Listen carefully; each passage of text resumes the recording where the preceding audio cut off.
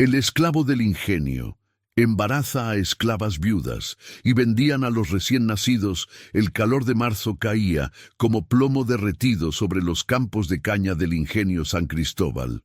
Las hojas verdes y afiladas se mecían apenas con una brisa que no traía alivio.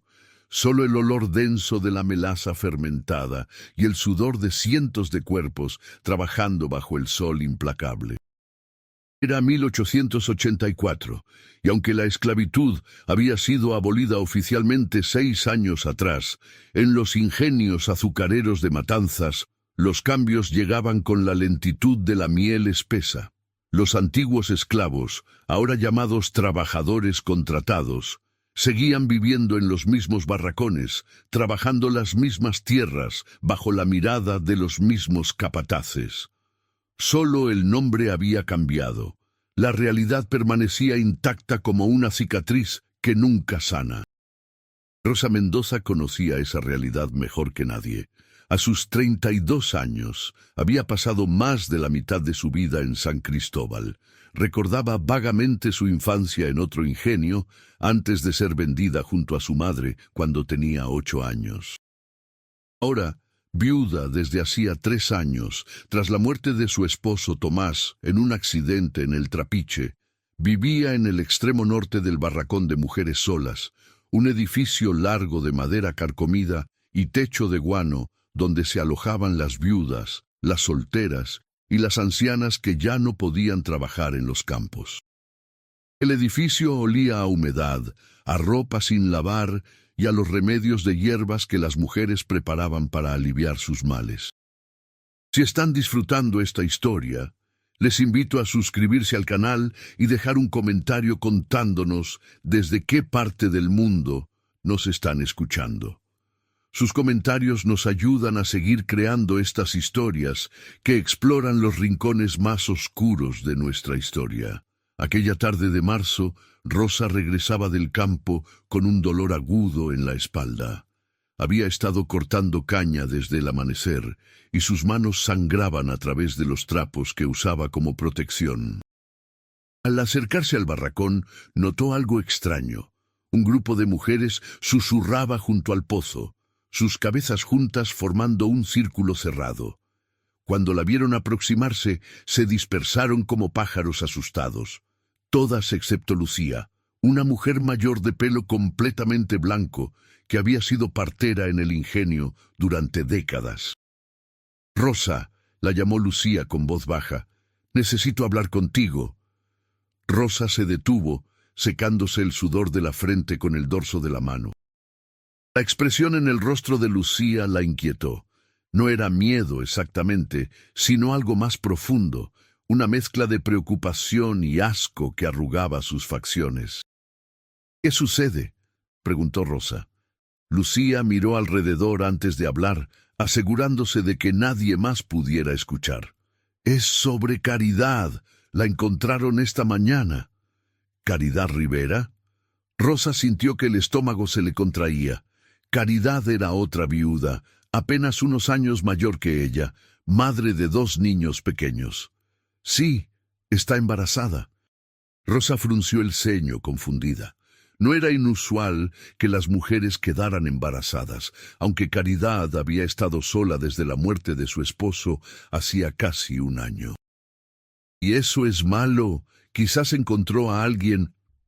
«No entiendas, Rosa», interrumpió Lucía bajando aún más la voz. «Caridad jura que no ha estado con ningún hombre. Dice que no recuerda nada. Pero hay más. No es la primera». El corazón de Rosa comenzó a latir más rápido. Se acordó entonces de Juana Valdés, otra viuda que había dado a luz 6 meses atrás. El bebé había desaparecido a los pocos días y Juana había caído en una profunda melancolía de la que nunca se recuperó. Ahora pasaba los días sentada en un rincón del barracón, murmurando para sí misma. Y antes de Juana había habido otra mujer, Esperanza, cuyo hijo recién nacido también había desaparecido misteriosamente. «¿Cuántas?», preguntó Rosa, sintiendo cómo el miedo trepaba por su columna vertebral. «5 que yo sepa», respondió Lucía, su rostro mostrando una angustia profunda. En los últimos 2 años, todas viudas, todas jurando que no recuerdan haber estado con nadie, y todos los bebés. Su voz se quebró. Todos desaparecieron antes de cumplir 1 semana. Rosa sintió que las piernas le flaqueaban. Se apoyó contra la pared del barracón, el calor del sol en la madera quemándole la espalda a través de su ropa empapada en sudor.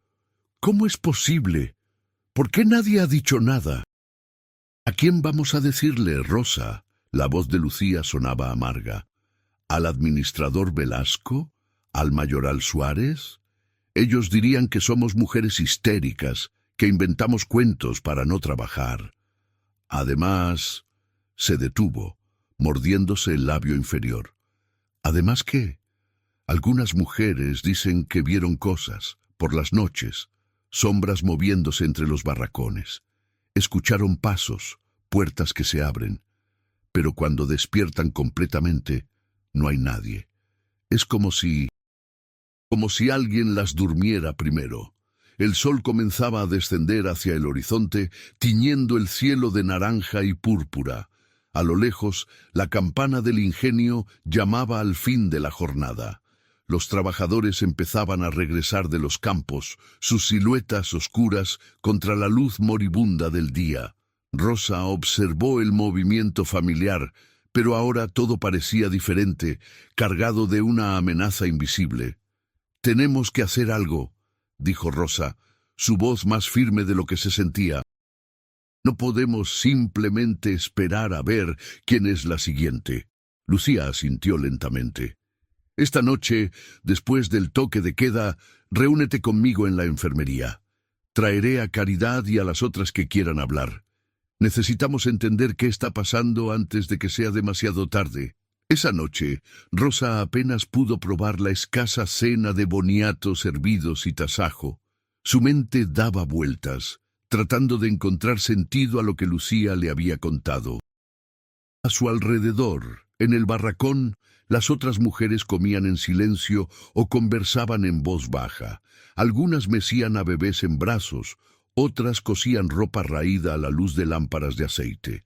Todo parecía normal, ordinario, pero Rosa ahora veía sombras donde antes no las había notado.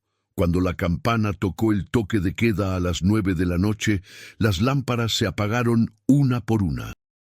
Rosa esperó en su catre, escuchando los sonidos del barracón asentándose para la noche. Toses, suspiros, el crujir de las maderas viejas, el llanto ocasional de un niño. Esperó hasta que todo quedó en silencio, solo interrumpido por los ronquidos suaves de las mujeres dormidas. Se levantó con cuidado, sus pies descalzos silenciosos sobre el piso de tierra apisonada. La enfermería estaba a unos 50 metros, un edificio separado donde Lucía atendía partos, curaba heridas y preparaba remedios. Rosa salió por la puerta trasera del barracón, manteniéndose pegada a las sombras. La luna estaba apenas en cuarto creciente, proporcionando poca luz. El aire nocturno era apenas más fresco que el del día, cargado de humedad y del canto incesante de los grillos. Cuando llegó a la enfermería, encontró la puerta entreabierta.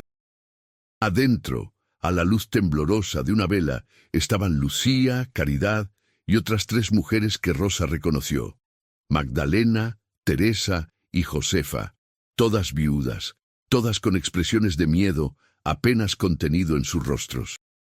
«Gracias por venir», dijo Lucía, cerrando la puerta detrás de Rosa. «Necesitamos hablar sin que nadie nos escuche». Caridad estaba sentada en el catre de examen, sus manos descansando sobre su vientre aún plano. Era una mujer delgada, de piel muy oscura y ojos grandes, que ahora brillaban con lágrimas no derramadas. «Cuéntale a Rosa lo que me dijiste esta mañana», pidió Lucía suavemente. Caridad tragó saliva, sus dedos entrelazándose nerviosamente. «Hace 3 semanas, desperté con dolor en el cuerpo, como si hubiera trabajado toda la noche, aunque sabía que había dormido. Tenía moretones en los muslos, pequeños, como marcas de dedos, pero no recordaba nada. Pensé que quizás me había caído en la noche y no lo recordaba. Hizo una pausa, limpiándose las lágrimas con el dorso de la mano. Hace una semana me desperté y había sangre en mis ropas íntimas y sentía dolor aquí. Señaló su bajo vientre, como después de estar con un hombre, pero juro por todos los santos que no he estado con nadie desde que murió mi Andrés. Teresa, una mujer robusta de unos 40 años, intervino. A mí me pasó hace un año, igual que a Caridad. No recordaba nada, pero quedé embarazada. Cuando nació mi hija, su voz se quebró. Cuando nació, el administrador Velasco vino personalmente. Dijo que el bebé estaba enfermo, que necesitaba cuidados especiales en Matanzas. Se la llevó y nunca más la vi. Cuando pregunté, me dijeron que había muerto de fiebre, pero nunca me mostraron el cuerpo. Nunca pude enterrarla. Magdalena, más joven, de apenas 25 años, agregó temblorosa. Yo también quedé embarazada hace 8 meses. Mi bebé era perfecto, un niño hermoso y sano, pero 3 días después del parto, desapareció de mi lado mientras dormía. Dijeron que se lo habían llevado porque yo estaba demasiado débil para cuidarlo, que lo estaban alimentando en otro lugar. Nunca me lo devolvieron. Cuando fui a buscar a Velasco, el mayoral Suárez me golpeó y me dijo que si seguía preguntando, me echarían del ingenio. Rosa escuchaba con horror creciente. La habitación parecía haberse vuelto más pequeña, más asfixiante. El olor a hierbas medicinales mezclado con el sudor del miedo era casi insoportable. ¿Y nadie ha investigado esto?, preguntó Rosa, aunque ya sabía la respuesta. Lucía negó con la cabeza. Las autoridades no les importa lo que les pase a mujeres negras en un ingenio. Para ellos seguimos siendo propiedad, aunque la ley diga lo contrario. Y dentro del ingenio, Velasco y Suárez tienen todo el poder. Si nos quejamos, nos pueden echar o algo peor. Josefa, la mayor del grupo, con el pelo gris y la espalda encorvada por años de trabajo en los campos, habló por primera vez. Su voz era un susurro ronco. Yo trabajé aquí cuando todavía había esclavitud, antes de la abolición, y recuerdo que algo parecido pasaba entonces. Mujeres esclavas que quedaban embarazadas sin saber cómo. Los bebés desaparecían. Corrían rumores de que los vendían, que había un mercado negro de niños, pero nadie podía probarlo. Cuando vino la abolición, pensé que todo eso había terminado, pero parece que solo cambió de forma. El silencio que siguió a sus palabras era denso, cargado de implicaciones terribles. Rosa sintió náuseas. La idea de que alguien estuviera deliberadamente embarazando a mujeres viudas, vulnerables, y luego robando a sus bebés para venderlos, era tan monstruosa que su mente se resistía a aceptarla. ¿Quién podría hacer algo así?, preguntó, aunque parte de ella ya estaba formando sospechas. Lucía se acercó a la ventana, mirando hacia los otros edificios del ingenio apenas visibles en la oscuridad. Tiene que ser alguien con autoridad, alguien que pueda moverse libremente por el ingenio de noche sin levantar sospechas, alguien que pueda sacar bebés del ingenio sin que nadie haga preguntas. Velasco, dijo Teresa con amargura, el administrador. Él siempre aparece después de los nacimientos, siempre tiene una excusa para llevarse a los bebés. O el mayoral Suárez, agregó Magdalena. Él controla los barracones, tiene llaves de todo. Podría entrar y salir cuando quisiera. Rosa pensó en los 2 hombres. Velasco era un criollo de unos 50 años, delgado y nervioso, con ojos pequeños que nunca miraban directamente a las personas. Había heredado el puesto de su padre cuando el viejo administrador murió 5 años atrás.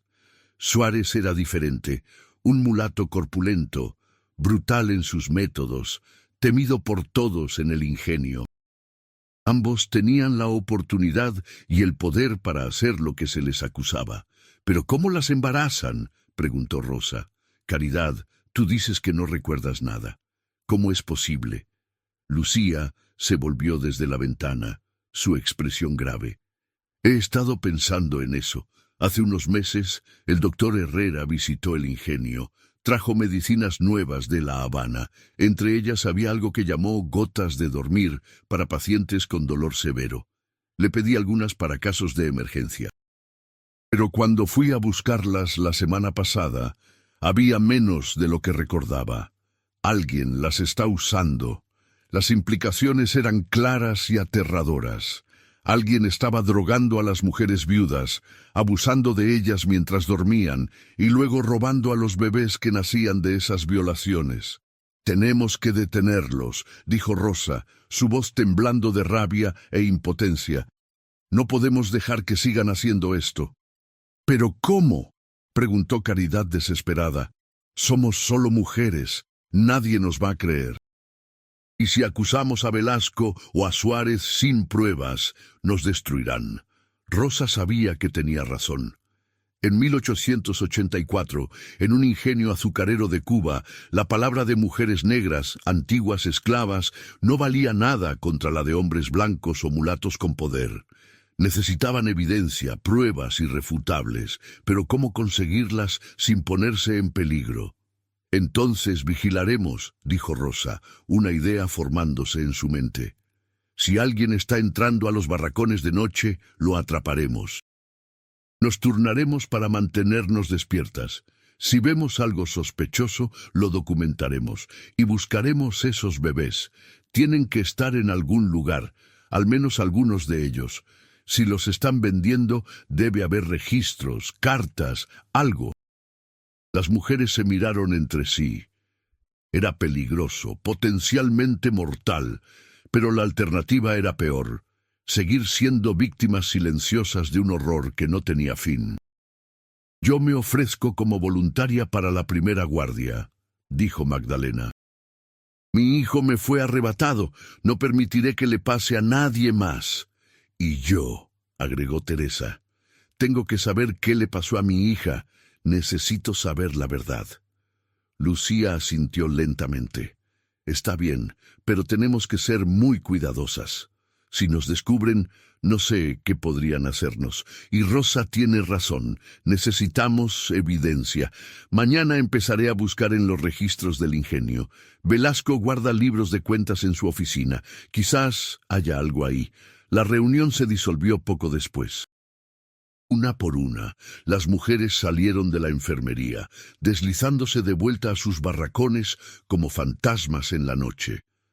Rosa fue la última en irse, deteniéndose en la puerta para mirar atrás a Lucía. «Ten cuidado», le dijo la partera. «Este tipo de mal no se detiene fácilmente, y los hombres que lo cometen son capaces de cualquier cosa para proteger sus secretos». Rosa asintió y salió a la noche. Mientras caminaba de regreso al barracón, consciente de cada sombra, cada sonido, sintió que algo había cambiado irreversiblemente. Ya no podía fingir que todo estaba bien, que la vida en el ingenio era simplemente dura, pero soportable. Ahora sabía que había un depredador entre ellos, algo mucho peor que la pobreza o el trabajo agotador. Había un monstruo con rostro humano, y ese monstruo no se detendría hasta que alguien lo obligara. Los días siguientes pasaron en una tensión constante. Rosa trabajaba en los campos como siempre, cortando caña bajo el sol implacable, pero su mente estaba en otra parte. Por las noches, ella y las otras mujeres se turnaban para vigilar, fingiendo dormir mientras observaban las puertas y ventanas del barracón. La primera noche no pasó nada, tampoco la segunda, pero la tercera noche Rosa escuchó algo que le heló la sangre. Eran cerca de las 2 de la madrugada, cuando oyó el sonido de una llave girando en la cerradura de la puerta principal del barracón.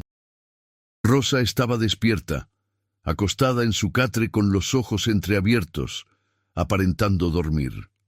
La puerta se abrió lentamente, sin hacer ruido, como si quien la abría estuviera acostumbrado a moverse en silencio. Una figura entró.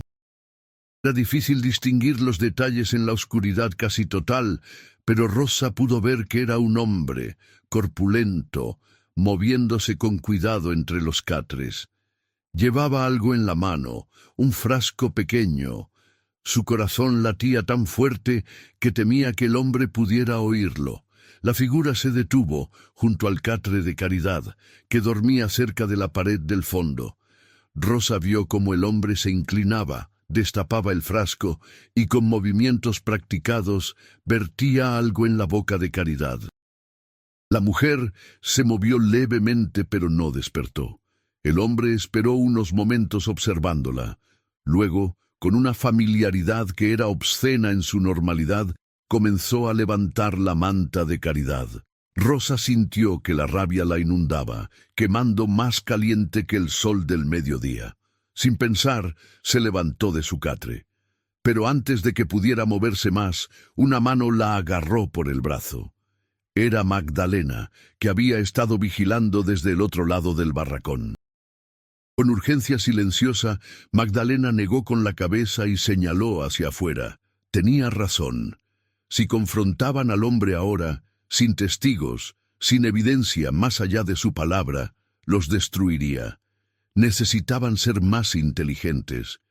Con el estómago revuelto, Rosa observó impotente cómo el hombre abusaba de Caridad dormida. Cada segundo era una tortura, cada sonido suave un horror. Finalmente, después de lo que pareció una eternidad, pero probablemente fueron solo unos minutos, el hombre terminó. Se ajustó la ropa, guardó el frasco en su bolsillo y salió del barracón tan silenciosamente como había entrado. En cuanto la puerta se cerró, Rosa corrió hacia Caridad. La mujer dormía profundamente, su respiración lenta y regular, completamente inconsciente de lo que acababa de sucederle. Rosa sentía lágrimas ardientes en sus mejillas, lágrimas de rabia y frustración. Magdalena se acercó, su rostro apenas visible en la oscuridad. «Lo vi», susurró. Era grande, corpulento, y tenía una cicatriz en la mano derecha. La vi cuando destapó el frasco, una cicatriz en forma de media luna. Rosa conocía esa cicatriz. Suárez, el mayoral, la tenía desde un accidente con una máquina del trapiche años atrás. Era él. El hombre que todos temían, el que controlaba sus vidas con puño de hierro, era también el monstruo que las violaba en la oscuridad. «Tenemos que decírselo a Lucía», dijo Rosa. «Mañana. Y tenemos que encontrar evidencia real, algo que ni siquiera Velasco puede ignorar». Al día siguiente, después de un día de trabajo que pareció interminable, Rosa, Magdalena y Lucía se reunieron nuevamente en la enfermería. Cuando Rosa describió lo que había visto, el rostro de Lucía se endureció en una máscara de determinación fría. «Ya sé qué hacer», dijo la partera. «Mañana por la noche Velasco estará en Matanzas. Va una vez al mes a reportarse a los dueños del ingenio. Su oficina estará vacía. Entraré y buscaré evidencia. Tiene que haber registros, cartas, algo que demuestre lo que están haciendo con los bebés». «Es muy peligroso», advirtió Magdalena. «Si te atrapan...» «Lo sé», interrumpió Lucía. «Pero no podemos seguir así. Cada día que pasa, Suárez puede atacar a otra mujer.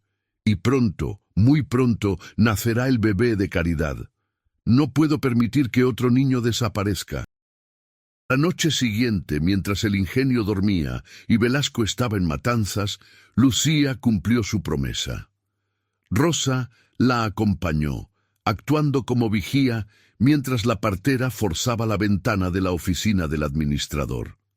El edificio administrativo, Estaba separado de los barracones, una construcción de madera pintada de blanco que destacaba entre las estructuras más pobres donde vivían los trabajadores. Lucía trabajó rápido, revisando cajones y archivadores con la eficiencia de años de experiencia, organizando medicinas y registros médicos. Rosa vigilaba desde la ventana, su corazón latiendo con fuerza cada vez que veía una sombra moverse en la noche. Finalmente, después de casi una hora, Lucía siseó triunfante. Había encontrado algo, un libro de cuentas oculto en un cajón con doble fondo. A la luz de una vela, Rosa y Lucía leyeron las entradas, y con cada línea, el horror de lo que estaban descubriendo se hacía más evidente y más monstruoso en su alcance y duración. El libro de cuentas era pequeño, con tapas de cuero gastado y páginas amarillentas, pero su contenido era devastador. Había columnas cuidadosamente escritas con nombres, fechas y cantidades de dinero. Rosa leyó en voz baja, su voz temblando. Teresa Valdés, hija, 15 de enero, 1883. Vendida a familia Montero, La Habana, 200 pesos. Esperanza Cruz, hijo, 3 de marzo, 1883. Vendido a don Alberto Fernández, Matanzas, 180 pesos. Juana Valdés, hija, 12 de septiembre, 1883. Vendida a doña Carmen Villar, Cárdenas, 220 pesos. Había docenas de entradas más, extendiéndose durante años. No 5 bebés como Lucía había pensado inicialmente, sino al menos 30 que pudieron contar en las páginas que tenían tiempo de revisar. 30 niños robados de sus madres y vendidos como mercancía a familias ricas que no hacían preguntas sobre su procedencia. Pero había algo más en el libro, anotaciones en los márgenes que revelaban una red más amplia.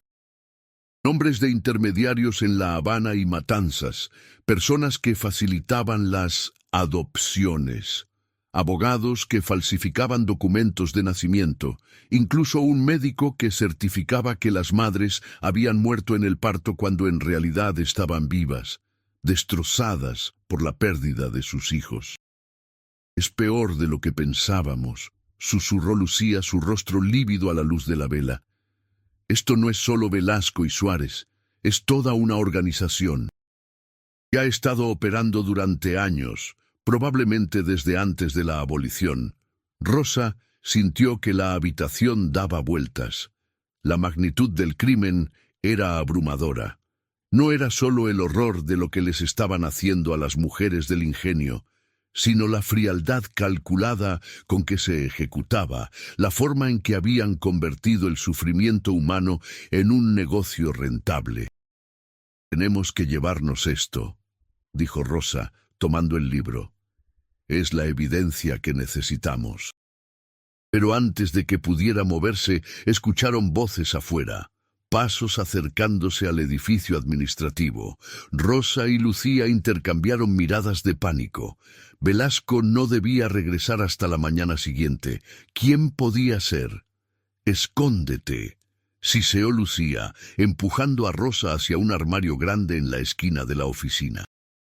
Rosa se metió adentro, apretando el libro contra su pecho, mientras Lucía apagaba la vela de un soplo y se escondía debajo del escritorio. La puerta de la oficina se abrió. A través de las rendijas del armario, Rosa pudo ver a 2 hombres entrar. Suárez, el mayoral, y otro hombre que no reconoció inmediatamente. La luna, ahora más alta, proporcionaba suficiente luz para distinguir sus siluetas. «¿Estás seguro de que Velasco no volverá hasta mañana?», preguntó el hombre desconocido. Su voz era culta, educada, completamente diferente al tono rudo de Suárez. «Completamente seguro», respondió Suárez. «Se quedará en casa de los dueños como siempre. Tenemos toda la noche». El hombre desconocido encendió una lámpara de aceite. A su luz, Rosa finalmente pudo verlo con claridad y sintió que el corazón se le hundía. Era el doctor Herrera, el médico que visitaba el ingenio regularmente, el mismo que había traído las gotas de dormir que usaban para drogar a las mujeres. «Tengo 2 clientes esperando», dijo el doctor sacando un papel de su abrigo. «Uno en La Habana quiere un niño de piel clara. Pagará hasta 300 pesos por el candidato correcto. El otro está en Cárdenas, no es tan exigente, pero solo pagará 150. Suárez se sentó en el escritorio, pasándose una mano por la cara. «Hay 3 mujeres que darán a luz en las próximas semanas. Caridad Rivera, Josefa Morales y Magdalena Santos. Todas viudas, todas vulnerables, nadie hará preguntas». «Perfecto». El doctor sonrió, una expresión que no tenía nada de humana. «¿Y las gotas? ¿Necesitas más?» «Por ahora tengo suficientes, pero para el mes que viene sí, necesitaré otro frasco». El doctor sacó un pequeño frasco de vidrio de su maletín y lo colocó sobre el escritorio. «Dilúyelo como te enseñé.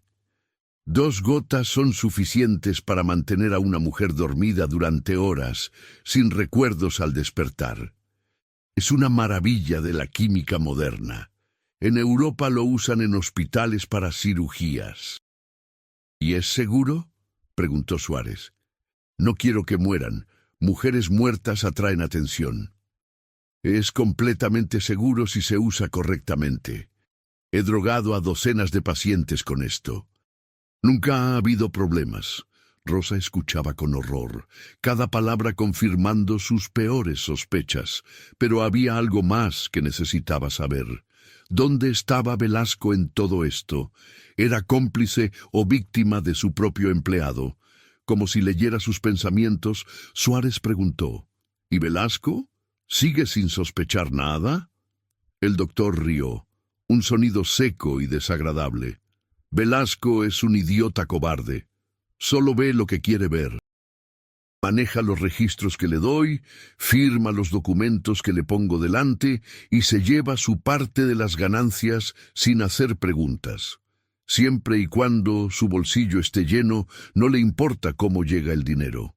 Así que Velasco sí estaba involucrado, aunque quizás no tan activamente como Suárez o el doctor. Era un cómplice pasivo, dispuesto a mirar hacia otro lado a cambio de dinero. En algunos aspectos, eso lo hacía aún más despreciable. «Bien», dijo Suárez levantándose. «Entonces seguiremos como siempre. Yo me encargo de las mujeres, tú de las ventas y Velasco de los papeleos. Un sistema perfecto». «No tan perfecto», el doctor frunció el ceño. «He oído rumores. Algunas mujeres en el barracón están haciendo preguntas. Esa vieja partera, Lucía, ha estado husmeando demasiado». Rosa sintió que el pánico la inundaba. Sabían que Lucía estaba investigando. Eso significaba que ella también estaba en peligro. «Me encargaré de ella», dijo Suárez con una frialdad que heló la sangre de Rosa. «Si sigue haciendo preguntas, tendrá un accidente. Los ingenios son lugares peligrosos. La gente muere todo el tiempo». «Ten cuidado», advirtió el doctor. «No podemos permitirnos llamar la atención. Ya tuvimos un problema hace años, cuando una esclava intentó escapar con su bebé. Tuviste que resolver esa situación de manera permanente». Suárez gruñó. «Eso fue diferente. Era una esclava, nadie preguntó nada. Ahora con la abolición, las cosas son más complicadas, pero no imposibles. Hay formas de silenciar a las mujeres sin levantar sospechas». Los 2 hombres continuaron hablando, discutiendo detalles sórdidos de su negocio. ¿Cuánto cobrar por cada bebé? ¿Cómo evitar que las madres hicieran escándalo? ¿Qué excusas usar si alguien de las autoridades preguntaba? Rosa lo escuchaba todo, grabando cada palabra en su memoria, el libro de cuentas apretado contra su pecho como si fuera un escudo. Finalmente, después de lo que pareció una eternidad, los hombres se levantaron para irse. Pero antes de salir, Suárez se detuvo, olisqueando el aire. —¿Hueles eso? —preguntó. —¿Qué? El doctor parecía impaciente. Cera de vela, como si alguien hubiera encendido una vela aquí recientemente. El corazón de Rosa dejó de latir. La vela que Lucía había apagado. Su olor aún permanecía en el aire. Suárez miró alrededor de la oficina, sus ojos entrecerrados con sospecha. Caminó hacia el armario donde Rosa estaba escondida. Ella contuvo la respiración, consciente de que si la encontraban, estaba muerta. No solo muerta, sino probablemente torturada primero para saber qué había visto y a quién se lo había contado. La mano de Suárez se extendió hacia la manija del armario. Rosa cerró los ojos, preparándose para lo peor. Pero en ese momento se escuchó un grito afuera, un grito de mujer que rasgó la noche. —¿Qué fue eso? —preguntó el doctor, alarmado. Suárez soltó la manija del armario y corrió hacia la ventana. A través de las rendijas, Rosa pudo ver que había luz en uno de los barracones. Más gritos, voces de alarma. —Es el barracón de las mujeres —dijo Suárez. —Maldición. Debo ir a ver qué pasa. Los dos hombres salieron apresuradamente de la oficina, dejando la puerta abierta detrás de ellos. Rosa esperó un momento, asegurándose de que realmente se habían ido, antes de salir del armario con piernas temblorosas. Lucía emergió de debajo del escritorio, su rostro pálido pero determinado. —Tenemos que irnos, ahora —susurró. Salieron de la oficina por la ventana, el libro de cuentas escondido bajo la ropa de Rosa. Corrieron hacia los barracones, donde una pequeña multitud se había reunido. Cuando llegaron, descubrieron la causa de la conmoción. Magdalena estaba en el suelo, retorciéndose de dolor, con las manos apretadas sobre su estómago. —Está sangrando —dijo una de las mujeres, su voz llena de pánico. —Mucha sangre. Lucía se arrodilló junto a Magdalena, su expresión profesional ocultando su miedo interior. Después de un breve examen, su rostro se ensombreció. —Está abortando —dijo en voz baja, lo suficientemente alta para que solo Rosa pudiera escuchar. Pero esto no es natural. Alguien le dio algo, alguna hierba o medicina que induce el aborto. Rosa miró alrededor, buscando a Suárez entre la multitud. Lo vio en el borde del grupo, observando con una expresión que podría haber sido preocupación, pero que Rosa ahora reconocía como pura malicia. ¿Había envenenado a Magdalena para silenciarla? ¿O simplemente para destruir al bebé antes de que naciera, ahorrándose el trabajo de robarlo? —Necesito llevarla a la enfermería —dijo Lucía en voz alta, dirigiéndose a la multitud. —Ayúdenme a cargarla. Varias mujeres se adelantaron, incluida Rosa. Mientras cargaban a Magdalena hacia la enfermería, Rosa se acercó a Lucía y le susurró: —Tenemos que sacar el libro del ingenio. Si se dan cuenta de que lo robamos, vendrán por nosotras. —Lo sé —respondió Lucía igualmente bajo—, pero primero tengo que salvar a Magdalena. Luego decidiremos qué hacer. La noche se convirtió en una pesadilla de sangre y dolor. Lucía trabajó incansablemente para detener la hemorragia de Magdalena, usando todas las hierbas y remedios que conocía. Rosa la ayudó, sosteniendo lámparas, hirviendo agua, consolando a Magdalena cuando sus gritos se volvían insoportables. A través de todo, podían escuchar a Suárez afuera, dando órdenes, controlando a la multitud, actuando como el mayoral preocupado cuando en realidad era el causante del sufrimiento. Justo antes del amanecer, la crisis pasó. Magdalena había perdido al bebé, pero sobreviviría. Yacía en el catre, pálida como un cadáver, sus ojos fijos en el techo con una expresión de profunda desolación.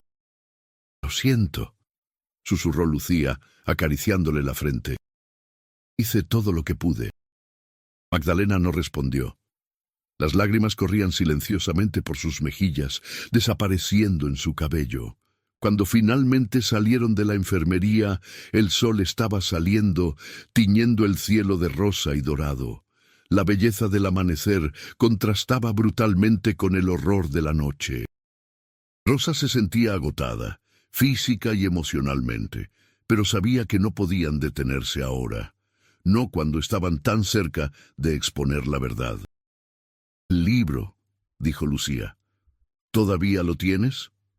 Rosa asintió, tocando el bulto bajo su ropa, donde había escondido el libro de cuentas. «¿Pero qué hacemos con él? No podemos ir a las autoridades locales. Velasco tiene conexiones en Matanzas, y el doctor Herrera probablemente conoce a mucha gente importante». Lucía pensó por un momento, sus ojos cansados pero aún brillantes con determinación.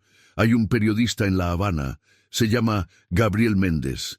Escribe para La Lucha, un periódico que ha estado publicando artículos sobre los abusos en los ingenios después de la abolición. Si podemos hacerle llegar este libro, lo publicará.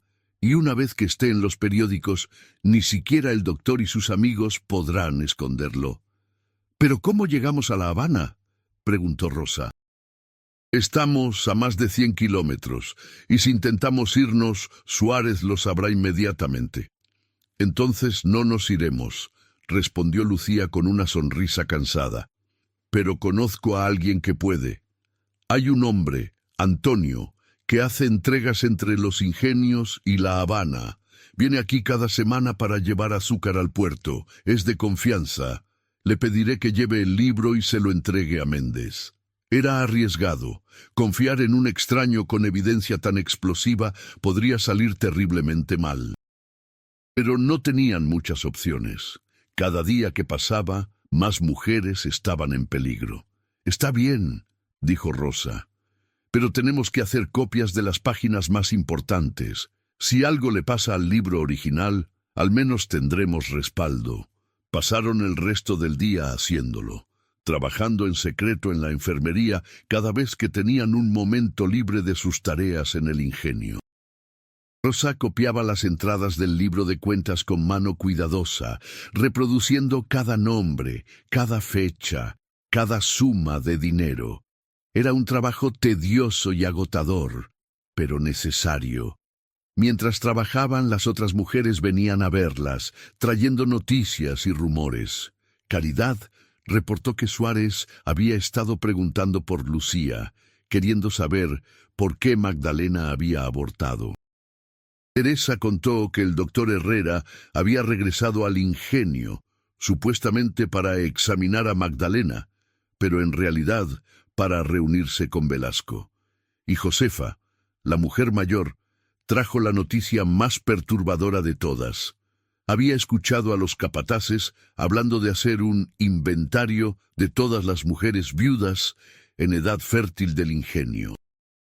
«Nos están contando», dijo Josefa con voz temblorosa, «como si fuéramos ganado, calculando cuántos bebés más pueden sacarnos». La rabia que Rosa había estado sintiendo durante días finalmente alcanzó un punto de ebullición. No eran humanas para estos hombres, eran simplemente recursos a explotar, máquinas de hacer bebés que podían convertir en dinero. La deshumanización era tan completa, tan sistemática, que los hombres probablemente ni siquiera veían el mal en lo que hacían. Esa tarde, Antonio llegó al ingenio con su carreta vacía para cargar el siguiente envío de azúcar. Era un hombre negro de mediana edad, con brazos fuertes y una cara amable. Lucía lo interceptó en el almacén, lejos de oídos indiscretos. «Antonio», le dijo en voz baja, «necesito que me hagas un favor peligroso». El hombre la miró con expresión cautelosa. «¿Qué tipo de favor?». Lucía le explicó brevemente, sin dar demasiados detalles, pero suficientes para que entendiera la gravedad de la situación. Mientras hablaba, la expresión de Antonio pasó de la cautela a la sorpresa y finalmente a la indignación. «Lo sabía», dijo cuando ella terminó. «Sabía que algo malo estaba pasando aquí. He transportado demasiados paquetes especiales para el doctor Herrera en los últimos años. Siempre me dijo que era medicina, pero los paquetes lloraban. Dios me perdone, yo necesitaba el trabajo y no hice preguntas, pero esto... Sacudió la cabeza. Esto tiene que detenerse. ¿Entonces lo harás? ¿Llevarás el libro a Gabriel Méndez en La Habana? Antonio asintió lentamente. Sí, pero será peligroso. Si el doctor o Velasco descubren lo que estoy haciendo... Lo sé, dijo Lucía, y te estaremos eternamente agradecidas. Esta es la única forma de detenerlos. Al anochecer, mientras Antonio cargaba su carreta con sacos de azúcar bajo la supervisión del capataz, Rosa le pasó discretamente el libro envuelto en tela. Él lo escondió entre los sacos, donde nadie lo encontraría a menos que descargaran completamente la carreta. «Que Dios te acompañe», susurró Rosa. Antonio asintió y partió, su carreta traqueteando por el camino de tierra que conducía fuera del ingenio. Rosa y Lucía lo observaron hasta que desapareció en la oscuridad creciente, llevando consigo su única esperanza de justicia. Los días siguientes fueron los más tensos que Rosa había vivido. Cada mañana despertaba esperando que Velasco o Suárez anunciaran que el libro había sido robado, que habría represalias. Pero los días pasaban y no pasaba nada. Aparentemente, Velasco aún no había notado la desaparición del libro. O quizás lo había notado, pero estaba esperando, observando, tratando de descubrir quién había sido. Una semana después de que Antonio se fue, llegaron noticias de La Habana. Un trabajador nuevo, recién contratado, trajo un ejemplar arrugado de La Lucha. En la portada, en letras grandes y audaces, estaba el titular «Tráfico de bebés en los ingenios azucareros, una red de corrupción expuesta». El artículo era devastador. Gabriel Méndez había investigado las revelaciones del libro de cuentas y había rastreado a varias de las familias que habían adoptado bebés a través del doctor Herrera. Había entrevistado a las madres que habían perdido a sus hijos. Había expuesto cada detalle sórdido de la operación, nombrando a Velasco, Suárez y Herrera como los principales perpetradores. La respuesta fue inmediata y explosiva.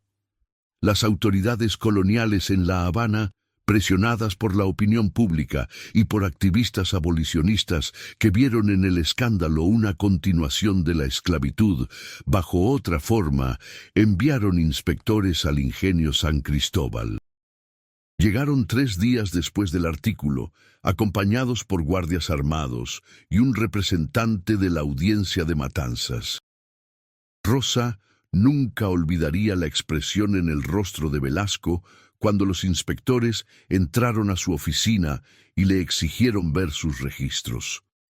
El administrador, siempre tan seguro y arrogante, se desmoronó como un castillo de arena ante la marea. Intentó negar todo, culpar a Suárez, sugerir que los registros habían sido falsificados. Pero cuando los inspectores encontraron el cajón con doble fondo y descubrieron otros documentos incriminatorios que Velasco había guardado, su culpabilidad fue innegable. Suárez intentó huir. Fue capturado en el camino a Cárdenas, tratando de llegar a un barco que lo llevaría fuera de Cuba. El doctor Herrera fue arrestado en su consultorio en Matanzas, donde se encontraron más pruebas, frascos de las gotas de dormir, documentos de adopción falsificados y cartas de clientes ricos preguntando sobre la disponibilidad de bebés. El juicio fue una sensación en toda Cuba. Los periódicos lo cubrieron exhaustivamente y el caso se convirtió en un símbolo de los males que aún persistían en la sociedad cubana años después de la abolición oficial de la esclavitud.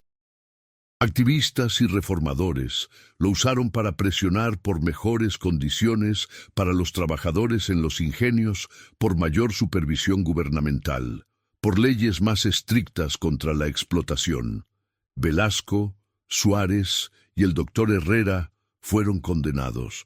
Velasco recibió 20 años de prisión. Suárez fue sentenciado a muerte por violación y asesinato, después de que se descubrió que había matado a al menos 3 mujeres que habían amenazado con exponer su operación. El doctor Herrera también recibió la pena de muerte, ejecutada un año después del juicio en la plaza principal de Matanzas, ante una multitud que incluía a muchas de las madres cuyas vidas había destrozado. Pero para Rosa y las otras mujeres del ingenio San Cristóbal, la justicia legal no fue suficiente para sanar las heridas. Los bebés que habían sido vendidos nunca fueron recuperados. Las familias que los habían adoptado, muchas de ellas poderosas y con conexiones, argumentaron que habían actuado de buena fe, que no sabían que los niños habían sido robados. Y aunque algunos bebés fueron eventualmente devueltos a sus madres biológicas, la mayoría nunca volvió a ver a sus hijos. Teresa murió 2 años después del juicio de una enfermedad que Lucía diagnosticó como un corazón roto. Simplemente se dejó ir, incapaz de vivir con el dolor de haber perdido a su hija. Magdalena dejó el ingenio, mudándose a La Habana, donde trabajó como costurera, tratando de reconstruir una vida lejos de los recuerdos. Josefa vivió hasta los 70 años, convirtiéndose en una defensora de los derechos de las trabajadoras, contando su historia a cualquiera que quisiera escuchar. Lucía continuó como partera en San Cristóbal hasta su muerte en 1902, asegurándose de que ningún bebé más desapareciera bajo su vigilancia. Se convirtió en una figura respetada no solo en el ingenio, sino en toda la provincia, conocida por su valentía al exponer la red de tráfico de niños. Y Rosa se quedó en San Cristóbal, trabajando en los campos de caña como siempre había hecho. Pero algo había cambiado en ella.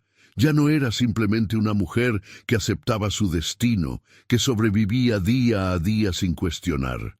Se había convertido en testigo de un horror y, en parte, de su resolución. Había encontrado una voz, una fuerza que no sabía que poseía. En las noches, a veces se sentaba con las mujeres más jóvenes del barracón y les contaba la historia. No para asustarlas, sino para recordarles que incluso cuando todo parecía perdido, incluso cuando el mal parecía invencible, había poder en la verdad, había poder en negarse a ser silenciada. Nunca olviden, les decía. Nunca olviden que somos más que nuestro trabajo, más que nuestra pobreza, más que lo que los hombres poderosos dicen que somos. Somos humanas, y nuestra humanidad es nuestra fuerza. Los años pasaron. El ingenio San Cristóbal cambió de dueños, modernizó sus equipos, lentamente mejoró las condiciones de sus trabajadores bajo la presión de las nuevas leyes laborales. Pero las cicatrices de lo que había pasado nunca desaparecieron completamente. Las mujeres que habían vivido esos horrores las llevaban en sus cuerpos y almas, recordatorios permanentes de un tiempo en que fueron tratadas como mercancía. En 1898, cuando la Guerra de Independencia cubana llegó al ingenio, Rosa tenía casi 50 años. Vio cómo los jóvenes del ingenio se unían a los insurrectos luchando por la libertad de Cuba del dominio español. Y aunque ella era demasiado mayor para empuñar un arma, contribuyó de otras formas, escondiendo a los rebeldes, curando sus heridas, pasando mensajes entre las células revolucionarias. Cuando Cuba finalmente obtuvo su independencia en 1902, Rosa estaba entre la multitud en Matanzas que celebraba. Era un momento agridulce. La libertad política había llegado, pero la justicia social aún estaba lejos. Las mujeres negras seguían siendo las más vulnerables, las más explotadas, las menos protegidas por las leyes. Pero algo había cambiado, imperceptiblemente pero irreversiblemente. El caso del tráfico de bebés en San Cristóbal se había convertido en parte de la memoria colectiva de Cuba, un ejemplo de lo que sucede cuando el poder no es controlado, cuando los vulnerables son abandonados sin protección, cuando el silencio es impuesto por el miedo. Rosa vivió hasta 1915, muriendo a los 63 años, rodeada por las mujeres del barracón que se habían convertido en su familia. En sus últimos días, a menudo hablaba de Caridad, Teresa, Magdalena, Josefa y todas las otras mujeres que habían sufrido. Hablaba de Lucía, quien había muerto años atrás, pero cuyo espíritu parecía aún habitar la enfermería del ingenio. Y hablaba de los bebés perdidos, preguntándose dónde estarían, cómo serían sus vidas, si alguna vez sabrían la verdad sobre sus orígenes. Era un dolor sin resolución, una herida que nunca sanaría completamente. Su funeral fue simple, como lo había sido su vida, pero vinieron personas de todo Matanzas, trabajadores del ingenio, antiguos esclavos liberados, activistas que habían conocido su historia. Vinieron Gabriel Méndez, el periodista ahora anciano, y Antonio, el transportista que había arriesgado su vida para llevar la evidencia a La Habana. Y vinieron las mujeres, docenas de ellas, algunas que Rosa había conocido, otras que solo conocían su historia.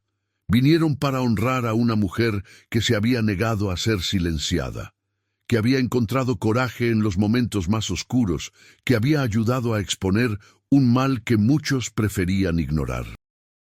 En los años posteriores a su muerte, la historia del esclavo del ingenio, ese es el nombre que la gente empezó a usar para referirse al caso, aunque técnicamente la esclavitud había sido abolida, se convirtió en leyenda. Se contaba en los barracones, en las plazas de los pueblos, en los salones donde las mujeres se reunían para coser y hablar. Algunas versiones exageraban los detalles, añadiendo elementos sobrenaturales o melodramáticos que no habían existido en la realidad. Otras se centraban en el heroísmo de Lucía o Rosa, convirtiéndolas en figuras más grandes que la vida. Pero en el corazón de todas las versiones estaba la misma verdad fundamental, que el mal más terrible no viene de monstruos sobrenaturales, sino de seres humanos ordinarios que deciden poner el beneficio sobre la humanidad, que ven a otros como objetos a explotar en lugar de personas con dignidad y derechos. En 1930, un historiador de La Habana investigó el caso para un libro sobre la vida en los ingenios después de la abolición. Rastreó los registros judiciales, encontró documentos del juicio, entrevistó a algunos de los últimos sobrevivientes que habían conocido a Rosa y Lucía. Su investigación confirmó lo que muchos habían dudado, que el caso era real, no solo una leyenda o exageración. Encontró algo más en su investigación, cartas de algunos de los niños que habían sido robados, ahora adultos, que habían descubierto la verdad sobre sus orígenes. Algunos habían intentado encontrar a sus madres biológicas, aunque la mayoría llegaron demasiado tarde, después de que sus madres ya habían muerto. Otros prefirieron no saber, eligiendo quedarse con las familias que los habían criado, incapaces de procesar la idea de que sus existencias estaban construidas sobre un crimen tan horrible. Una de esas cartas, escrita por una mujer llamada Isabel Montero en 1925, era particularmente conmovedora. Recientemente descubrí que fui adoptada de manera irregular del ingenio San Cristóbal en 1883. Mi madre biológica se llamaba Teresa Valdés. Nunca la conocí. Murió antes de que pudiera encontrarla. He luchado por entender cómo sentirme acerca de esto. Los padres que me criaron fueron buenos conmigo, me amaron, me educaron. Pero mi existencia comenzó con un acto de violencia contra una mujer que nunca pude conocer. Una mujer cuyo dolor no puedo comenzar a imaginar. Llevo eso conmigo cada día, un peso que nunca desaparecerá. Historias, como la de Isabel, revelaban otra capa del horror, que las víctimas no eran solo las madres cuyos bebés fueron robados, sino también los niños mismos, cuyas identidades fueron construidas sobre mentiras, cuyas vidas fueron moldeadas por un crimen del que no tuvieron parte ni conocimiento.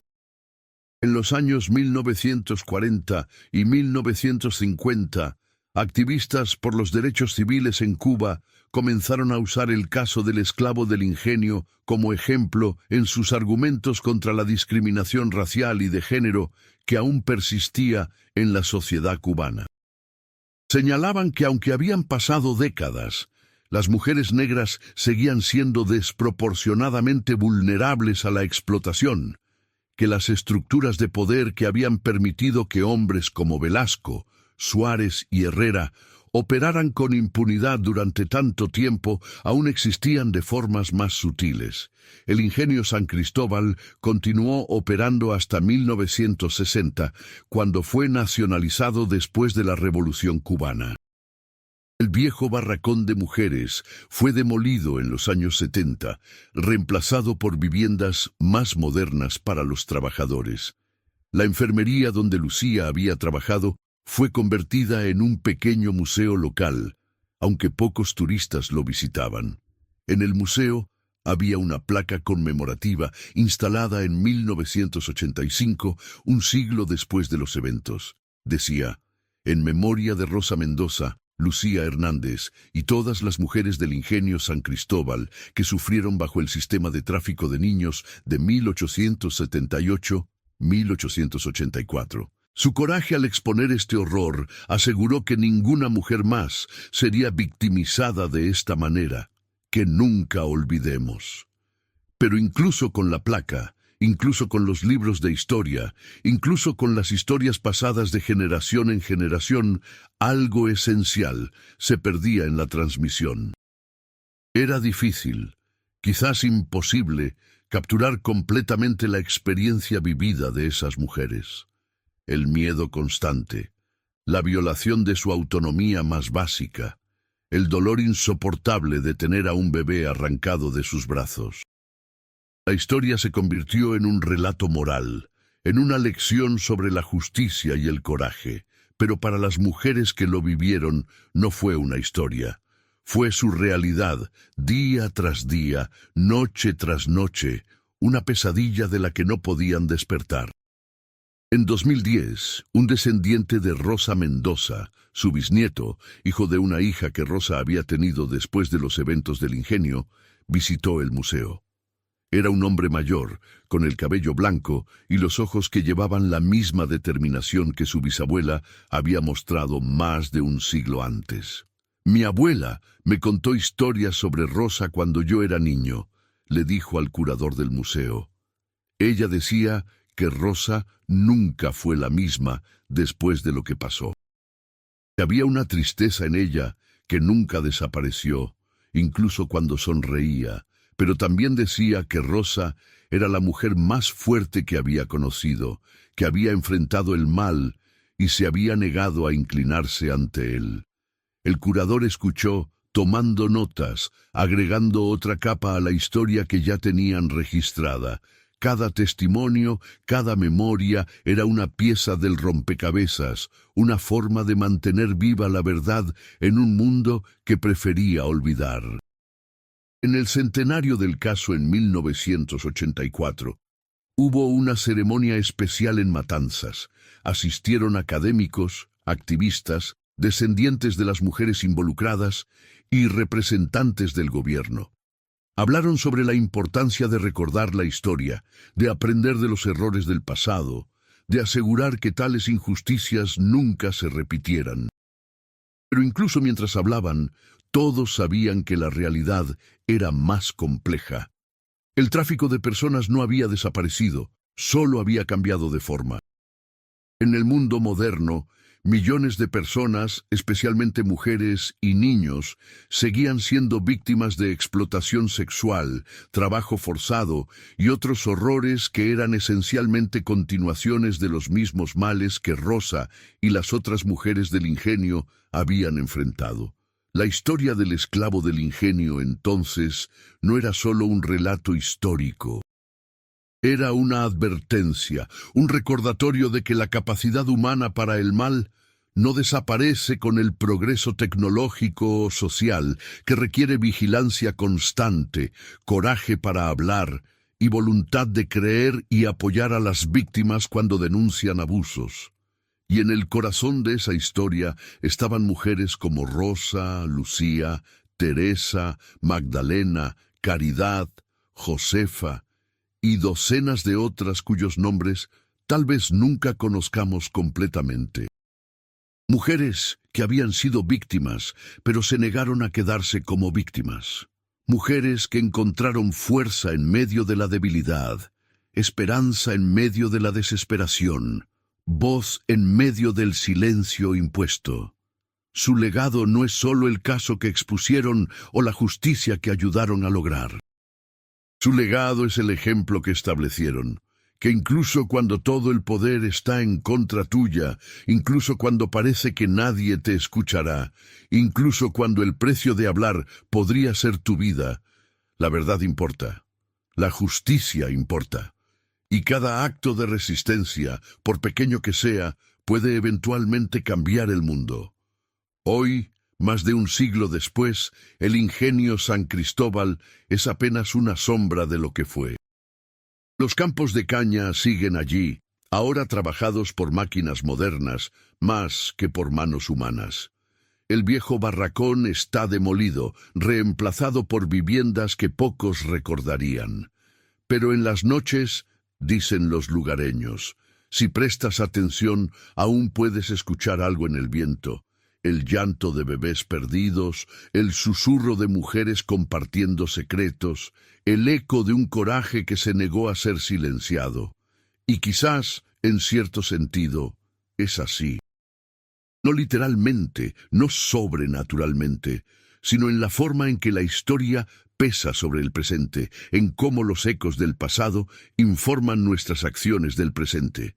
El horror que sucedió en el ingenio San Cristóbal entre 1878 y 1884 no fue único. Fue un ejemplo de patrones más amplios de explotación que han definido gran parte de la historia humana.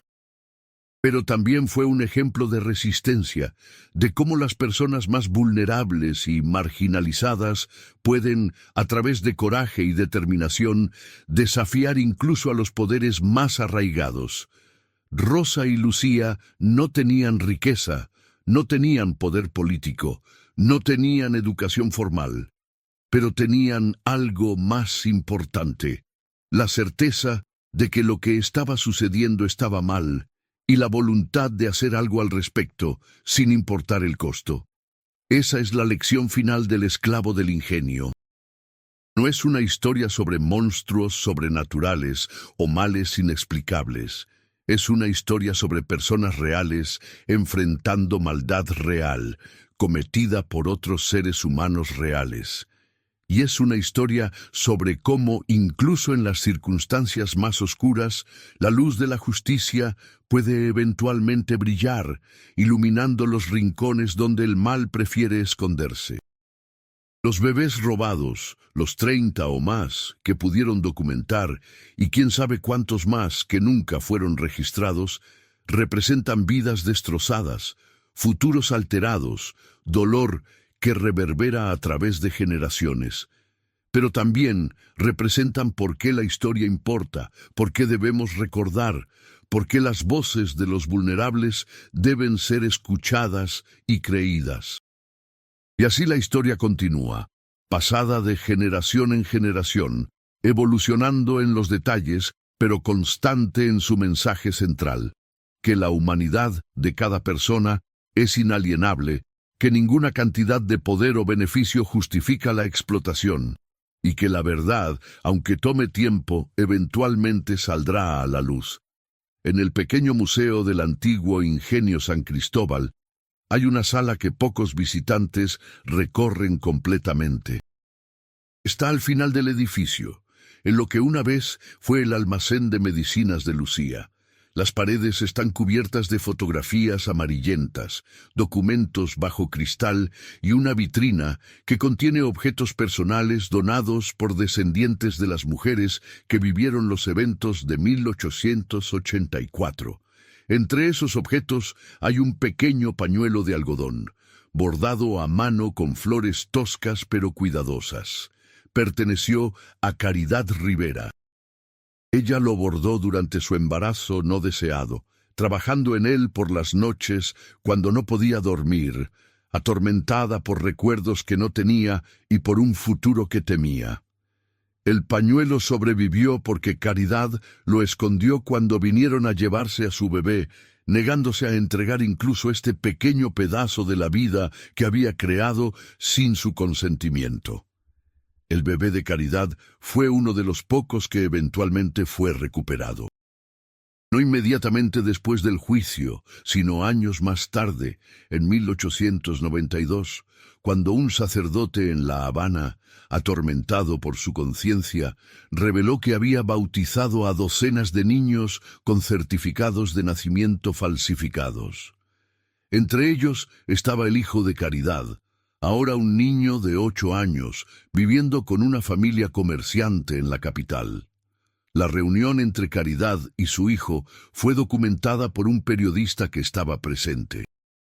Escribió que Caridad se acercó al niño con lágrimas corriendo por su rostro, pero el niño retrocedió, asustado por esta mujer desconocida que afirmaba ser su madre.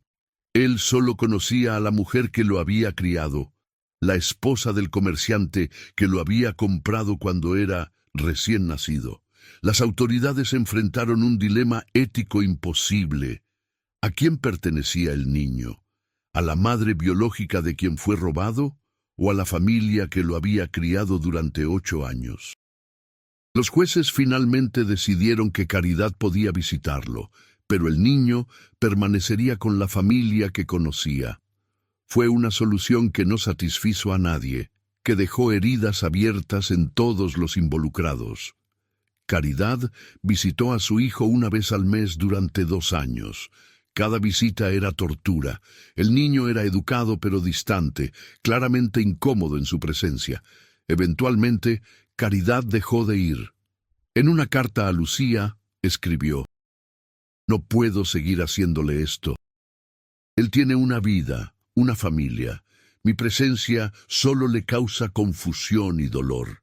Quizás es mejor que me recuerde como una extraña amable que lo visitaba, no como la madre que no pudo protegerlo». Esta fue la realidad para muchas de las mujeres, cuyos bebés fueron eventualmente localizados. El tiempo había creado vínculos que no podían deshacerse fácilmente. Los niños habían crecido con otras familias, habían formado identidades basadas en esas relaciones. Descubrir la verdad sobre sus orígenes no borró años de vida vivida, solo agregó capas de complejidad y dolor. Hubo excepciones. Una mujer llamada Flora logró recuperar a su hija cuando la niña tenía apenas 2 años. La familia que la había comprado la devolvió voluntariamente cuando el escándalo explotó, horrorizados al descubrir que habían participado inadvertidamente en un crimen. Flora y su hija lograron construir una relación, aunque la niña siempre luchó con saber que sus primeros años habían sido robados, que su existencia comenzó con violencia contra su madre.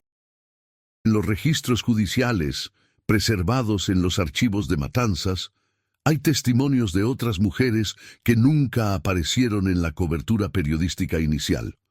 Una era Clara, quien había perdido gemelos. Ella testificó que después de dar a luz, apenas tuvo tiempo de ver a sus bebés antes de que el doctor Herrera los declarara demasiado débiles para sobrevivir y se los llevara. Clara nunca los volvió a ver.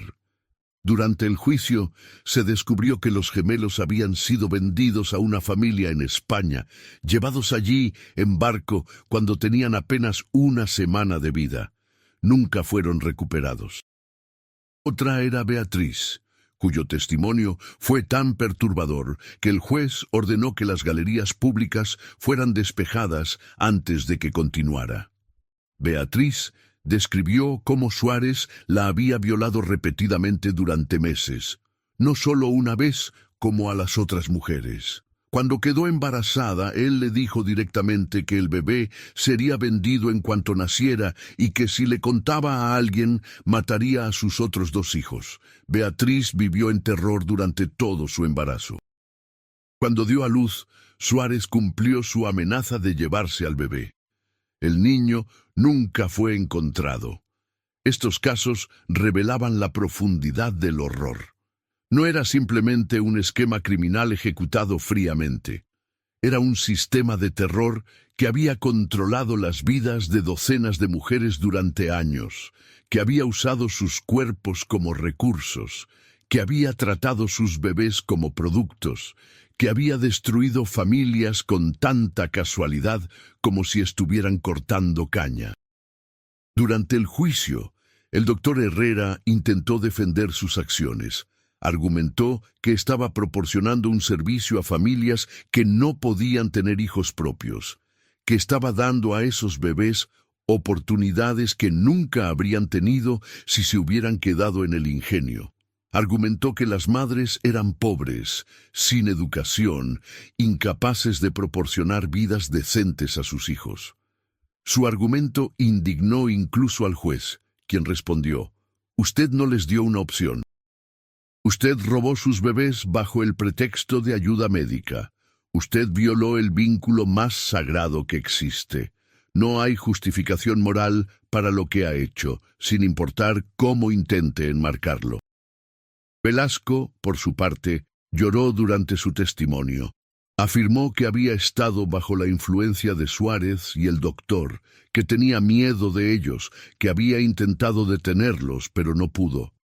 La evidencia contradijo cada una de sus afirmaciones. El libro de cuentas estaba en su propia letra. Las cartas a clientes potenciales llevaban su firma. Había sido un participante activo y entusiasta, motivado enteramente por la ganancia financiera. Suárez no mostró remordimiento. Durante su testimonio, miraba fijamente a las mujeres en la galería pública con una expresión de desprecio apenas disimulado. Cuando se le preguntó si tenía algo que decir antes de la sentencia, respondió: «Hice lo que era necesario. Estas mujeres no son nada. Sus bebés valían más que ellas». Al menos los niños tuvieron oportunidades. Fue ese comentario, más que cualquier evidencia, que selló su destino. La audiencia explotó en gritos de indignación. Varias mujeres tuvieron que ser sacadas de la sala, sollozando o gritando. El juez golpeó su mazo repetidamente, luchando por restaurar el orden. Cuando finalmente lo logró, pronunció una de las sentencias más duras que Cuba había visto: muerte por ahorcamiento, a ejecutarse en público como advertencia a otros que pudieran pensar en crímenes similares. La ejecución de Suárez tuvo lugar el 12 de marzo de 1886, exactamente 2 años después de que Rosa había encontrado el libro de cuentas. Miles de personas se reunieron en la plaza de Matanzas para presenciarla. Entre la multitud estaban Rosa, Lucía, Caridad y docenas de otras mujeres del ingenio San Cristóbal. Vinieron no para celebrar la muerte, sino para presenciar que la justicia, aunque tardía e incompleta, finalmente había llegado. Rosa más tarde describió ese día en una carta a su hermana: «Cuando la trampa se abrió y Suárez cayó, no sentí alegría, sentí un vacío profundo. Su muerte no devolvería los bebés perdidos, no borraría las violaciones, no sanaría las heridas. Pero era algo. Era un reconocimiento de que lo que nos hicieron importaba, de que nuestras vidas y las vidas de nuestros hijos tenían valor, incluso a los ojos de la ley». El doctor Herrera fue ejecutado 6 meses después. A diferencia de Suárez, quien mantuvo su desafío hasta el final, Herrera se derrumbó completamente. Confesó más crímenes de los que había sido acusado, revelando que la red de tráfico de bebés se extendía más allá de San Cristóbal, que había estado operando un esquema similar en al menos 3 otros ingenios en las provincias de Matanzas y Pinar del Río. Sus revelaciones llevaron a más arrestos, más juicios, más revelaciones de horror. Se descubrió que el comercio de bebés robados había sido un negocio floreciente en Cuba durante las últimas décadas de la esclavitud y los primeros años después de la abolición. Había sido facilitado por la deshumanización de las mujeres negras, por la falta de supervisión gubernamental en los ingenios remotos y por la demanda insaciable de familias ricas dispuestas a pagar sumas considerables por bebés sin hacer preguntas incómodas sobre su procedencia. Velasco murió en prisión en 1893, 7 años después de su condena. Su muerte fue atribuida a neumonía, pero aquellos que lo conocieron dijeron que realmente murió de vergüenza y remordimiento. En sus últimos años había intentado hacer las paces, escribiendo cartas a las madres cuyo bebés había ayudado a robar, ofreciendo información sobre dónde podrían estar sus hijos. Algunas mujeres respondieron. Otras quemaron las cartas sin abrirlas, incapaces de perdonar o incluso de comunicarse con el hombre que había destrozado sus vidas. El caso tuvo repercusiones que se extendieron mucho más allá de los individuos directamente involucrados. Llevó a reformas en cómo se manejaban las adopciones en Cuba, con nuevas leyes que requerían investigaciones exhaustivas del origen de cualquier niño siendo adoptado. Llevó a mayor supervisión gubernamental de las condiciones en los ingenios azucareros. Y contribuyó al movimiento más amplio por los derechos de las mujeres y la igualdad racial que estaba ganando fuerza en Cuba en las últimas décadas del siglo XIX. Pero para las mujeres que lo vivieron, ninguna reforma legal podía verdaderamente compensar lo que habían perdido. Rosa lo expresó mejor en uno de sus últimos testimonios públicos, dado en 1910, cuando fue invitada a hablar en un congreso de mujeres en La Habana. Nos robaron más que nuestros bebés. Nos robaron nuestra confianza, nuestra sensación de seguridad en nuestros propios cuerpos. Nos robaron años de nuestras vidas que pasamos en miedo. Y nos robaron el consuelo de olvidar, porque estas heridas nunca sanan completamente. Pero no pudieron robarnos nuestra dignidad ni nuestra determinación de que la verdad se supiera. Eso es algo que mantuvimos, que protegimos, que finalmente usamos para derrotarlos. El legado del esclavo del ingenio. Ese título, que había comenzado como una referencia a las mujeres literalmente esclavizadas en un sistema que oficialmente ya no existía, continuó resonando a través de generaciones. En los años 1920 y 1930, cuando Cuba luchaba con su identidad como nación independiente, el caso fue invocado por activistas que argumentaban que la verdadera libertad requería más que independencia política. Requería justicia social y económica, especialmente para aquellos que habían sido más marginalizados. En los años 1950, cuando el movimiento por los derechos civiles ganaba fuerza en las Américas, el caso del ingenio San Cristóbal fue estudiado como un ejemplo de resistencia efectiva contra la opresión sistémica. Activistas señalaban que Rosa, Lucía y las otras mujeres no habían esperado a que alguien más las salvara. Habían arriesgado sus vidas para documentar sus propios abusos y exponer a sus abusadores. Y en tiempos más recientes, académicos y activistas han usado el caso para ilustrar las continuidades entre la esclavitud histórica y las formas modernas de explotación. Señalan que aunque los detalles específicos pueden cambiar, Los patrones subyacentes, la cosificación de los cuerpos de las mujeres, la explotación de los vulnerables, el uso del poder para silenciar a las víctimas, persisten en formas adaptadas al contexto contemporáneo. El museo en el antiguo Ingenio San Cristóbal ahora incluye programas educativos para estudiantes, talleres sobre derechos humanos y exhibiciones itinerantes que llevan la historia a escuelas y universidades en toda Cuba. Los curadores se esfuerzan por mantener el enfoque en las experiencias humanas reales, no solo en las estadísticas y los hechos legales. Una de las exhibiciones más poderosas es una instalación de audio donde los visitantes pueden escuchar grabaciones de descendientes de las mujeres involucradas leyendo cartas y testimonios de sus ancestros. Las voces temblando con emoción mientras leen palabras escritas hace más de un siglo crean una conexión visceral con el pasado que ninguna cantidad de texto en una pared podría lograr. Hay también una pared de memoria donde los visitantes pueden dejar mensajes. Está cubierta de notas, algunas en español, otras en inglés, francés, portugués. Muchas son de mujeres que han experimentado sus propias formas de violencia o explotación y encuentran consuelo en saber que no están solas, que otras antes que ellas han resistido y sobrevivido. Una nota dejada por una mujer anónima en 2018 lee: Mi abuela me contó sobre Rosa cuando era niña. Dijo que Rosa le enseñó que incluso cuando todo parece perdido, siempre hay algo que puedes hacer. Cargo esa lección conmigo cada día.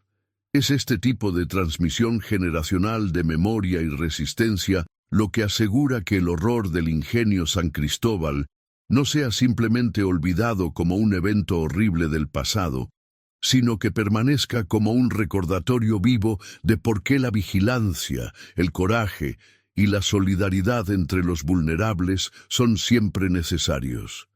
La historia no termina limpiamente. No puede, porque las heridas que causó son demasiado profundas, se extienden a través de demasiadas generaciones. Los descendientes de los bebés robados todavía están lidiando con preguntas de identidad. Los descendientes de las madres todavía cargan el trauma heredado. Y todos nosotros, como sociedad, todavía estamos aprendiendo las lecciones que esta historia oscura tiene que enseñar. Al final, quizás eso es lo más importante. No que la historia tenga un final feliz, porque no lo tiene, sino que se cuente, que se recuerde, que se use para informar cómo construimos un mundo más justo. Rosa, Lucía, Teresa, Magdalena, Caridad, Josefa, Clara, Beatriz, Flora y todas las otras mujeres cuyos nombres conocemos o no, merecen ser recordadas no solo como víctimas, sino como sobrevivientes, como luchadoras, como mujeres que se negaron a permitir que su humanidad fuera borrada. Sus voces, preservadas en testimonios judiciales, cartas y la memoria oral transmitida a través de generaciones, continúan hablando, continúan testificando, continúan recordándonos que el precio de la justicia es la vigilancia eterna y que el primer paso hacia la justicia siempre es creer a aquellos que tienen el coraje de hablar sobre su propio sufrimiento. Esta es la historia del esclavo del ingenio. No una historia sobre fantasmas o maldiciones sobrenaturales, sino sobre algo mucho más aterrador: la capacidad humana para el mal cuando el poder no es controlado y la capacidad humana para la resistencia incluso en las circunstancias más desesperadas. Es una historia que necesita ser contada, recordada y sobre todo aprendida, para que los horrores que describe nunca se repitan en ninguna forma, en ningún lugar, en ningún tiempo. El 22 de marzo de 1923, exactamente 50 años después de la abolición oficial de la esclavitud en Puerto Rico y 39 años después de los eventos que sacudieron al ingenio San Cristóbal, se llevó a cabo una ceremonia especial en los terrenos del antiguo ingenio. Rosa Mendoza había muerto 8 años antes, pero su legado permanecía vivo en las memorias de quienes la conocieron y en los registros que había ayudado a preservar. La ceremonia fue organizada por la Sociedad de Mujeres Afrocubanas, un grupo de activistas que había surgido en los años posteriores a la independencia de Cuba, dedicado a luchar por los derechos de las mujeres negras y a preservar la memoria de aquellas que habían resistido la opresión. Entre los asistentes estaba Carmen, la nieta de Rosa, una mujer de 40 años que trabajaba como maestra en Matanzas. Llevaba consigo algo precioso, el diario personal que Rosa había mantenido durante los últimos 20 años de su vida, donde había documentado no solo los eventos de 1884, sino también sus reflexiones sobre lo que todo aquello había significado. Carmen fue invitada a leer algunos pasajes del diario. Con voz clara pero emocionada, leyó las palabras que su abuela había escrito en 1912. Han pasado casi 30 años desde aquella noche terrible en que vi a Suárez entrar al barracón. 30 años, y todavía puedo verlo con claridad perfecta. El tiempo no ha suavizado el horror, pero ha traído algo más: comprensión. Ahora entiendo que lo que enfrentamos no era solo la maldad de unos pocos hombres, sino un sistema completo que nos veía como menos que humanas. Velasco, Suárez, el doctor Herrera eran simplemente los ejecutores de una lógica que había definido nuestras vidas desde el nacimiento. Que nuestros cuerpos no nos pertenecían, que nuestros hijos eran mercancía, que nuestro dolor no importaba. Pero también aprendí algo más importante. Aprendí que incluso dentro de ese sistema teníamos poder. El poder de decir no, el poder de documentar la verdad, el poder de arriesgar todo por la justicia. Lucía y yo, y todas las mujeres que se unieron a nosotras, no éramos heroínas extraordinarias. Éramos mujeres ordinarias que se negaron a aceptar lo inaceptable. Las lágrimas corrían por las mejillas de muchos en la audiencia, mientras Carmen continuaba leyendo. Rosa había escrito extensamente sobre cada una de las mujeres que había conocido, preservando sus historias para que no fueran olvidadas. Sobre Teresa, quien había muerto de corazón roto. Ella nos enseñó que el amor de una madre no tiene límites, que incluso la muerte es preferible a vivir sin esperanza de reunirse con un hijo perdido. Sobre Magdalena, quien había perdido a su bebé en el aborto inducido. Su fuerza nos mostró que sobrevivir es su propia forma de resistencia, que seguir adelante cuando todo en ti quiere rendirse es el acto de coraje más grande. Sobre Caridad, quien había intentado mantener una relación con el hijo que finalmente recuperó. Ella cargó con el dolor imposible de ser madre de un niño que no podía reconocerla como tal. Y aún así siguió visitándolo, siguió amándolo desde la distancia, enseñándonos que el amor no siempre se parece a lo que esperamos. Sobre Lucía, la partera que había arriesgado todo. Ella fue nuestra luz en la oscuridad. Sin su valentía, sin su negativa a mirar hacia otro lado, nunca habríamos expuesto la verdad. Me enseñó que la complicidad silenciosa es su propia forma de violencia, y que hay momentos en que debemos actuar, sin importar el costo. Cuando Carmen terminó de leer, se hizo un silencio profundo en la audiencia. Luego, una mujer mayor se levantó. Era Sofía, la hija de Josefa, ahora de 60 años. Ella también tenía algo que compartir. Mi madre nunca se recuperó completamente de lo que pasó en el ingenio, dijo Sofía con voz temblorosa. Pero Dedicó el resto de su vida a asegurarse de que otras mujeres no sufrieran lo mismo. Trabajó con organizaciones de trabajadoras, testificó en casos legales, enseñó a mujeres jóvenes sobre sus derechos. Me dijo una vez: no puedo cambiar el pasado, pero puedo ayudar a construir un futuro diferente. Eso es lo que hizo hasta su último aliento. Otro orador fue Miguel Herrera, un nombre que causó un murmullo de sorpresa entre la audiencia. Él era el sobrino del doctor Herrera, el mismo hombre que había organizado el tráfico de bebés y que había sido ejecutado en 1886. Miguel, ahora un médico respetado en La Habana, había venido a hacer algo que su familia nunca había hecho: disculparse públicamente. «No puedo deshacer lo que mi tío hizo», dijo, su voz quebrándose. «Pero puedo reconocerlo. Puedo decir en voz alta que lo que hizo fue monstruoso, imperdonable. Durante años, mi familia intentó enterrar esta historia, pretender que no había sucedido o que había sido exagerada. Pero yo no puedo vivir con esa mentira. Las mujeres que sufrieron, los niños que fueron robados, merecen ser reconocidos. Merecen que digamos: esto sucedió, fue horrible y lo lamentamos profundamente». Su disculpa fue recibida con reacciones mixtas. Algunos aplaudieron su coraje para enfrentar el legado de su familia. Otros permanecieron en silencio, sintiendo que ninguna disculpa podía ser suficiente.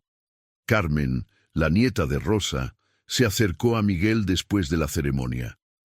«Mi abuela escribió sobre el perdón en su diario», le dijo. «Dijo que el perdón no es olvidar o excusar. Es liberarse del peso del odio. No sé si puedo perdonar a tu tío por lo que hizo, pero puedo reconocer tu coraje por venir aquí hoy». La ceremonia concluyó con la inauguración de un monumento en los terrenos del Ingenio.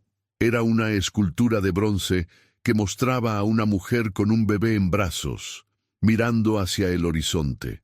En la base estaban grabados los nombres de todas las mujeres conocidas que habían perdido a sus hijos en el tráfico, y una línea que decía: «En memoria de las que conocemos y las muchas más cuyas nombres nunca sabremos». Esa noche, mientras los asistentes se dispersaban, Carmen se quedó sola frente al monumento. Abrió el diario de su abuela en la última página, donde Rosa había escrito sus palabras finales antes de morir. «Si alguien lee esto después de que me haya ido, quiero que sepan lo siguiente: la vida me dio dolor que no merecía, pero también me dio propósito. Me dio amigas que se convirtieron en hermanas, me dio la oportunidad de hacer algo que importó. No elegí ser víctima, pero sí elegí cómo respondería. Elegí la verdad sobre el silencio. Elegí la justicia sobre la comodidad. Elegí pelear. A las mujeres que vendrán después de mí, cuando enfrenten injusticia, cuando vean a otros sufrir, cuando tengan miedo de hablar, recuerden que no están solas. Estamos con ustedes, todas las que vinieron antes, todas las que pelearon sus propias batallas. Nuestra fuerza es su herencia. Úsenla bien». Carmen cerró el diario, lágrimas corriendo por su rostro. Miró hacia los campos de caña que se extendían en la distancia, ahora bañados por la luz dorada del atardecer. El Ingenio había cambiado mucho desde los días de su abuela, pero algo permanecía: la memoria, preservada en historias, en documentos, en los corazones de aquellos que se negaban a olvidar. Mientras caminaba de regreso hacia el pueblo, Carmen pensó en todas las mujeres cuyas historias nunca serían contadas completamente. Todos los bebés cuyos destinos nunca serían conocidos. Pensó en el sistema que había permitido que tales horrores ocurrieran y en cómo, aunque las formas específicas de opresión habían cambiado, la necesidad de vigilancia y resistencia permanecía. La historia del esclavo del Ingenio no tenía un final feliz. No podía tenerlo. Demasiadas vidas habían sido destrozadas, demasiados niños perdidos para siempre, demasiado dolor infligido para que alguna forma de justicia o reparación pudiera hacer lo correcto. Pero tenía algo más valioso que un final feliz. Tenía verdad, tenía testimonio, tenía el reconocimiento de que lo que había sucedido importaba, que las vidas de esas mujeres importaban, que su resistencia había hecho una diferencia, y tenía un legado que continuaría. En las aulas donde Carmen enseñaba, contándole a sus estudiantes sobre su abuela, en los libros de historia que documentaban los eventos, en las leyes que habían sido cambiadas como resultado de la exposición del tráfico, en cada mujer que encontraba coraje para hablar sobre su propio abuso, inspirada por el conocimiento de que otras antes que ella habían hecho lo mismo. Años después, en 1959, cuando una nueva revolución llegó a Cuba prometiendo justicia social y el fin de todas las formas de opresión, el monumento en el Ingenio San Cristóbal se convirtió en un lugar de peregrinación. Personas venían de toda la isla para pararse frente a él, para reflexionar sobre el pasado, para comprometerse con un futuro diferente.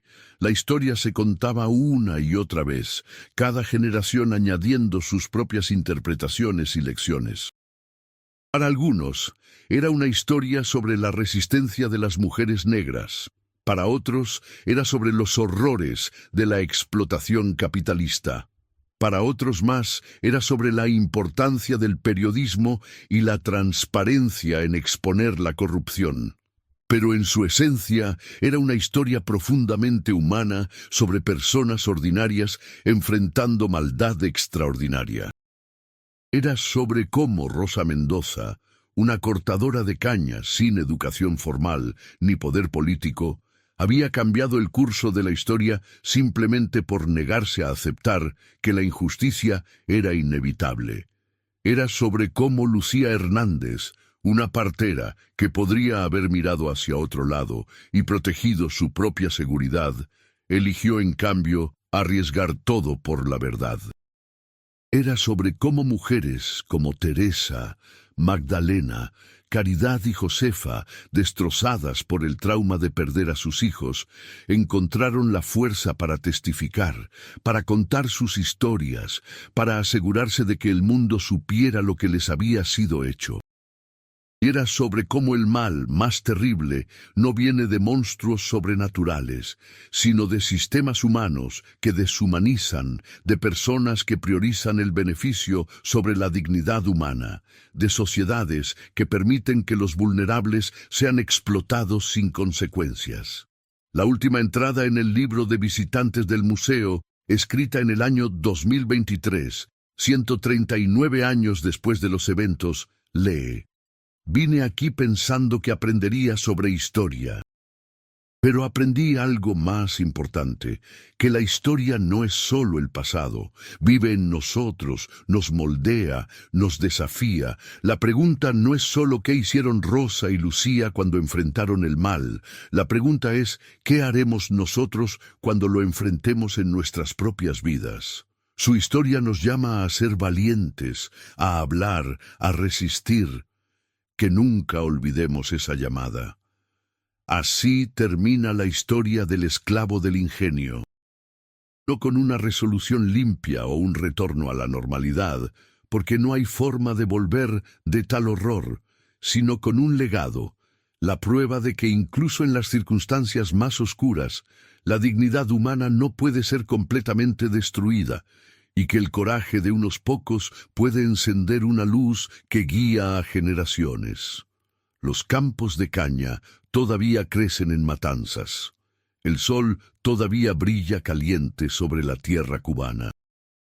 Y en algún lugar, en aulas y hogares, en conversaciones y reflexiones silenciosas, la historia de Rosa, Lucía y todas las mujeres del ingenio San Cristóbal continúa siendo contada, continúa importando, continúa enseñando a aquellos dispuestos a escuchar que la justicia, aunque tardía y dolorosa, siempre vale la pena luchar por ella.